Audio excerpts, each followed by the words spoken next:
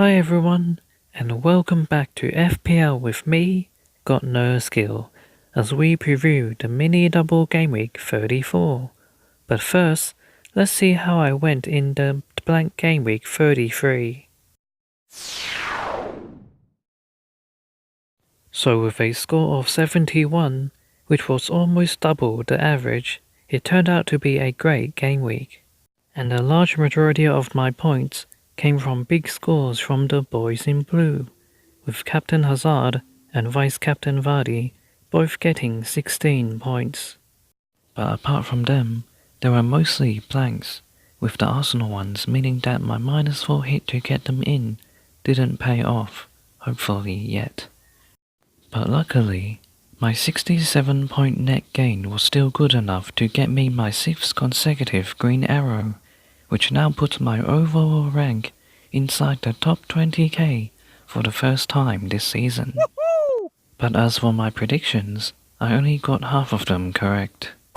And now, let's take a look at the two teams with an extra fixture this game week, Brighton and Cardiff. So with the extra fixture being Brighton against Cardiff, it means that both teams will play twice this game week, as they fight to avoid relegation. Brighton have the advantage, however, as they are 5 points clear and have an extra game in hand over Cardiff, who remains in the last spot for relegation. Therefore, Brighton will probably be happy with a draw against Cardiff, and possibly against Bournemouth as well.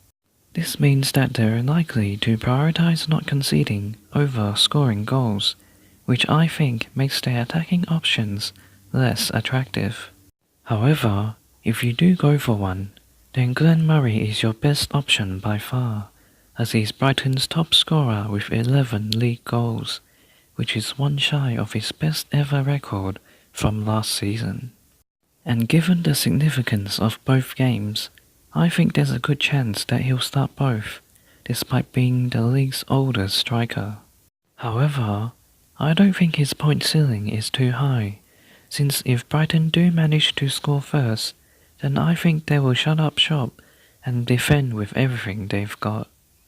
And with 5 of their 6 clean sheets coming at home this season, I think this makes Ryan and Duffy even better options, with Ryan returning at least one save point in half of all the games he's played, and Duffy the top scoring defender in the league.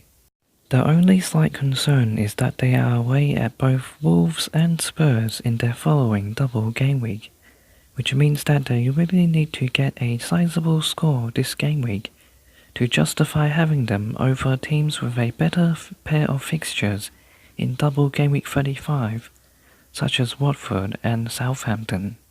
As for Cardiff, there are far less options.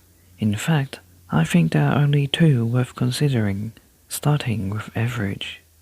Despite conceding the 3rd most amount of goals, Cardiff have actually kept 8 clean sheets, which is more than the likes of Arsenal and Man United, and in fantasy, this has translated into average being the 5th highest scoring goalkeeper.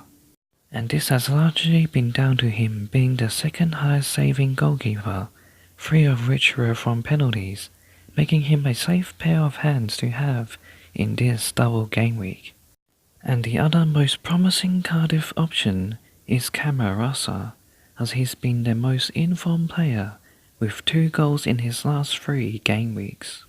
During this time, he has had the most shots out of all of his teammates, and with set-piece duty as well, he's looking like a great option for this double game week, and possibly beyond, due to his low price, which makes him a budget-friendly bench option. So now, let's take a look at the other big talking point from this game week, the potentially season-ending injury of Harry Kane.